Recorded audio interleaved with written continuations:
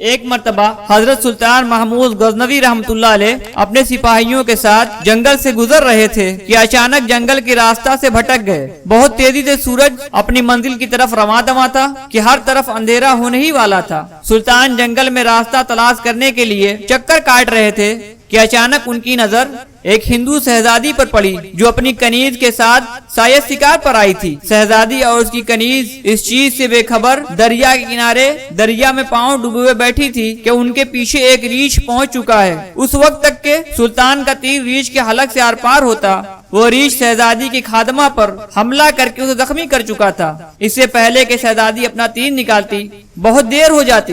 سلطان محمود غزنوی رحمۃ اللہ علیہ نے ایک کے بعد ایک 3 تیر اس جنگلی ریچھ کو مارے جس سے وہ وہیں پر مر گیا۔ اب شہزادی کو یہ جاننے میں ذرا بھی دیر نہ لگی کہ اس قسم کی بہادری اور جوانمردی اور مہارت کا مظاہرہ کوئی عظیم سپاہ سالار ہی کر سکتا ہے۔ شہزادی سلطان کی طرف متوجہ ہوئی، ان کا شکریہ ادا کیا اور اپنا تعارف کراتے ہوئے بولی، میرا نام سمرتی ہے اور میں جے پور کے راجا کی بیٹی ہوں۔ میری جان بچانے کا شکریہ۔ ویسے تم ہماری فوج کی سپاہی نہیں لگتے، کہاں سے تعلق رکھتے ہو؟ وہ شاید نہیں جانتی تھی کہ اس کے سامنے سلطان محمود غزنوی کھڑا ہے جس کا نام سن کر ہی بڑے بڑے راجاؤں کے حلق خشک ہو جاتے ہیں۔ سلطان نے اپنی پہچان کو پوشیدہ رکھتے ہوئے کہا، جی میں کسی اور فوج کا سپاہی ہوں، چلیے میں آپ کو کسی محفوظ مقام پر پہنچا دوں۔ آپ میرے پیچھے پیچھے چلتی جائیں، اندھیرا بڑھتا جا رہا ہے، اگر راستہ نہ ملا تو شاید رات اسی جنگل میں بسر کرنی پڑے۔ شہزادی جان چکی تھی کہ یہ شخص خوف اور لالچ سے پاک ہے، اس لیے وہ خود کو محفوظ سمجھ رہی تھی۔ سلطان نے کہا، ہمیں رات یہیں بسر کرنی ہوگی، صبح میں آپ کو آپ کے گھر پہنچا دوں گا۔ سلطان نے محسوس کیا کہ شہزادی شاید جنگل کی سردی برداشت نہ کر سکے، اس لیے سلطان نے اپنی چادر شہزادی کو دے دیا۔ شہزادی نے وہ چادر اوڑھ لی۔ شہزادی کی نظر سلطان پر جمی ہوئی تھی مگر سلطان آگ جلانے میں مصروف تھے۔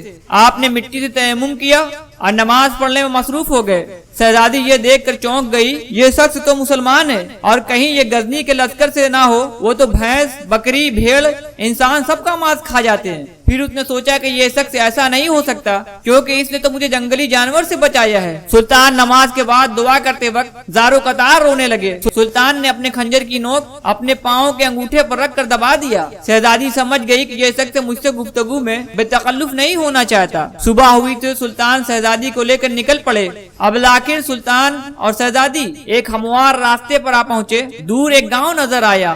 سلطان نے کہا، یہ آپ کی ریاست کا ہی گاؤں معلوم ہوتا ہے۔ گاؤں پہنچنے پر شہزادی نے اپنے سپاہیوں کا حکم دیا کہ 2 تیز رفتار گھوڑے اور کچھ اناج اس سپاہی کو دے دیا جائے۔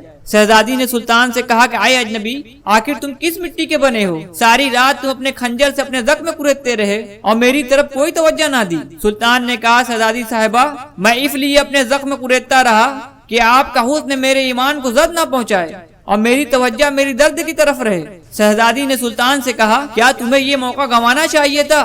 ہم سے اکیلے میں ملاقات کے لیے لوگ اپنی ریاست سے دستبردار ہونے کو تیار ہو جاتے ہیں۔ سلطان نے کہا کہ میں مسلمان ہوں اور حضرت محمد صلی اللہ علیہ وسلم کا غلام ہوں۔ میری نظر آپ کے جسم پر نہیں بلکہ اپنے روح پر ہے۔ شاید میرے جسم سے گناہ کا داغ دھل جاتا لیکن روح پر اس گناہ کا داغ لے کر میں اپنے نبی پاک حضور محمد رسول اللہ صلی اللہ علیہ وسلم کے سامنے کیسے پیش ہوتا؟ میں ایک سچا مسلمان ہوں۔ شہزادی یہ جواب سن کر بہت متاثر ہوئی۔ شہزادی نے کہا کہ اپنا اور اپنی فوج کا نام تو بتاتے جاؤ۔